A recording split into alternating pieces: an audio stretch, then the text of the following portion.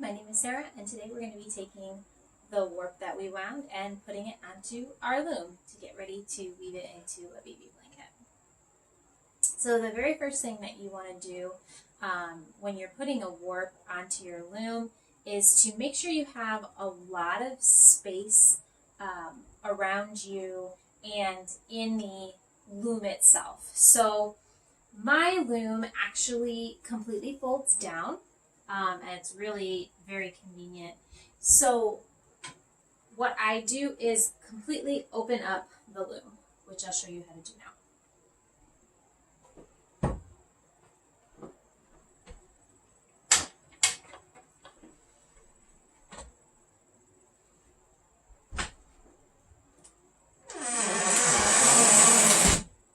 All right.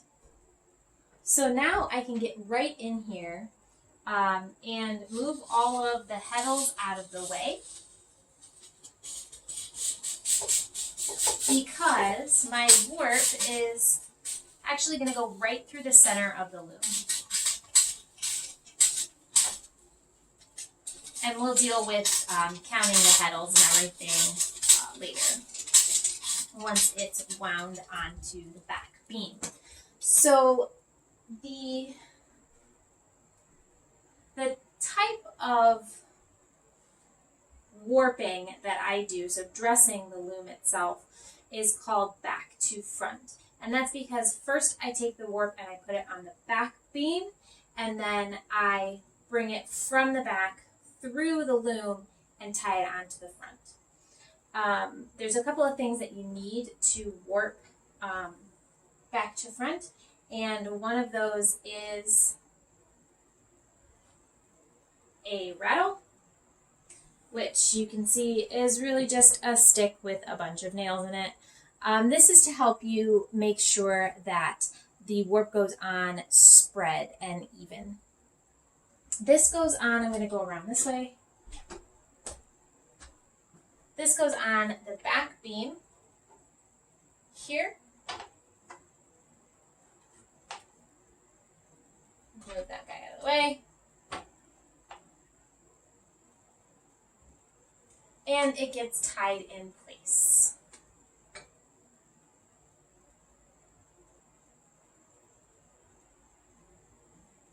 You can buy rattles. I got mine with my loom actually, but you can easily make them as well. This one has nails that are put in approximately 1 inch apart, although it is approximate, it doesn't have to be exact. So I tie it nice and tight to the back here.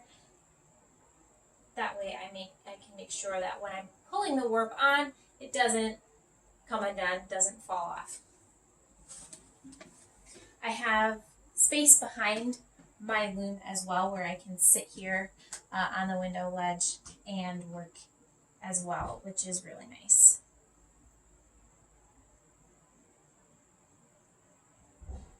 And sorry I don't have another angle so that you can see what I'm doing, but I'm really just tying it in a bow to be taken off later when I'm done working. So now this is nice and sturdy on here. It's not going to go anywhere when I put my warp through. So I do most of my warping from back here at the beginning, and then I'll move into the front. So first thing, to actually put it onto your loom, find the end of your warp that has the cross. And if you remember from my other video, we tied that with purple contrasting thread. And so that's actually this end here. There is a loop that I tied at the very beginning and the very end of the warp, and I'm just putting my fingers in so that I make sure I have all my loops. All my loops are through on my thumb, and you can easily pull it out. That's the great thing about the chain, is it keeps it tidy, but it's easy to just pull out. So I set my warp on my shafts, although you can also set it on something on the other side as well.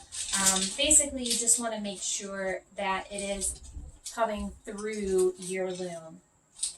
you want to get those threads as close to where they're going to live as possible.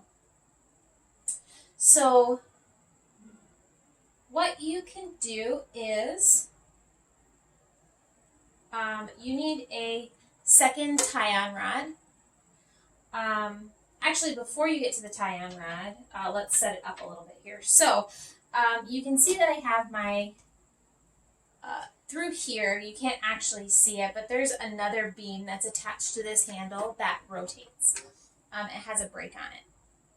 Attached to that beam is a little rod here that's a set length, and it fits all the way over, completely pulls that way.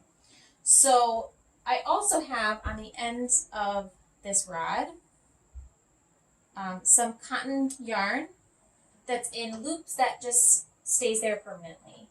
These loops I put over a couple pegs on the rattle, and this hangs here and will just stay there as I'm preparing the warp.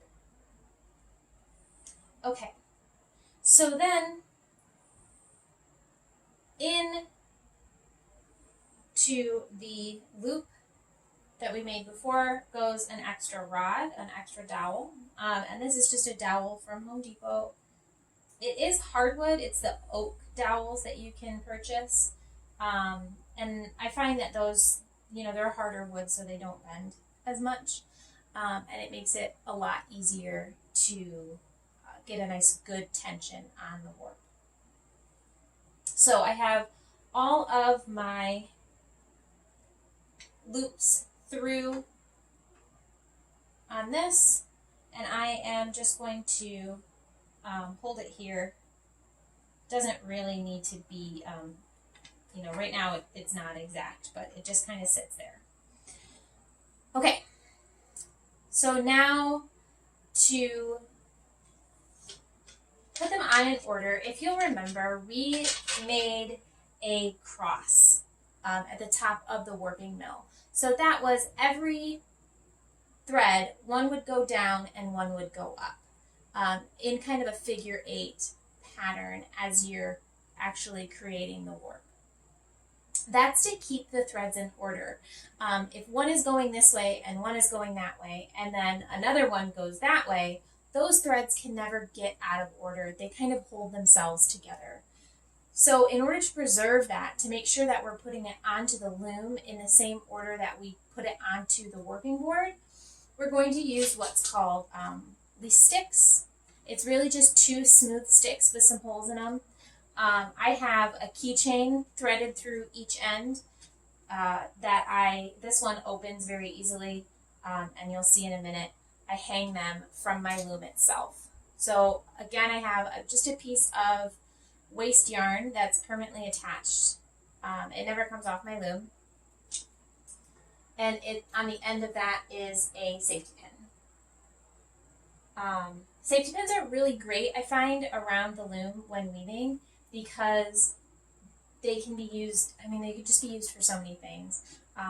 I really like these here for my lease sticks because I've got a lot of strength, and I can just clip them in and out without having to worry about it falling off or being pulled out. So those are my safety pins. Okay, great. So I'm going to open up my lease stick, take this keychain out. So I've got 2 lease sticks, and they're going to go one in each side of that cross that we made. And remember when we made the cross that we put a thread, a yarn, through one side of each of the figure 8s, if you will. And that is what is holding our cross in place. So, and actually, it'll be a lot easier if I take this guy out. So I'm going to thread my fingers through first because it's a little tricky here.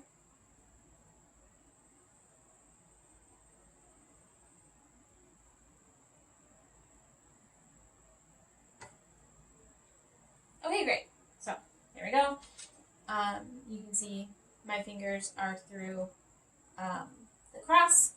Then I basically just replace my fingers with the leaf sticks. And it is important that your leaf sticks are smooth. You can make your own leaf sticks, but if you do, you want to sand them really, really well with a fine grit sandpaper so that they don't snag your yarns, because you are going to be leaving these in basically all the way until you're ready to weave. So the entire time that your warp is going to be touching them, the yarns are going to be sliding over, and you definitely don't want them to get snagged, because it would be really tragic if you broke a yarn simply because you missed a splinter on your leaf stick. So, all right, put my keychain back in. Great, that's not going anywhere. All right, now that my cross is really secure and it's definitely not going anywhere, I am going to go ahead and cut my cross thread, that thread that we put on the loom, on the warp when we were making the warp itself. That was weird. I'll cut that out. I need to find scissors.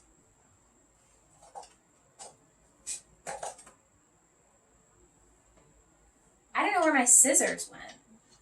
Okay. Here's her. All right. So these are my sewing scissors, but okay. So here we go. All right. We're gonna pretend like none of that happened. We'll have Clinton cut that out. All right. So, all right. Anyway, let's go back to this. So now that the leaf sticks are in my cross and they're not going anywhere, it's secured at both ends, I can go ahead and remove my cross thread. That was the thread that we put in on the warping mill. So go ahead and cut that or untie it, whichever you prefer. If you do cut it, make sure you don't accidentally cut your warp. That would also be tragic. So go ahead and pull that out.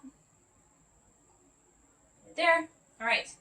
So now we have this beautiful cross. All of our threads are in order, and we are going to hook the very end of the warp through, there it is, our stick here again. Okay. And now that it is hooked like that, I'm going to push it over my rattle again and attach my tie-on rod to my back rod with a couple of rubber bands. Some people use thread and they tie it really snug, but I find you cannot get as snug with tying it as you can with rubber bands. It's just, not possible. So I have several rubber bands in my castle, and I just wind them around a bunch of times. And I just use produce rubber bands. I don't buy anything fancy. I don't buy them at all, actually. I get them with my produce for free. So that's one end. And then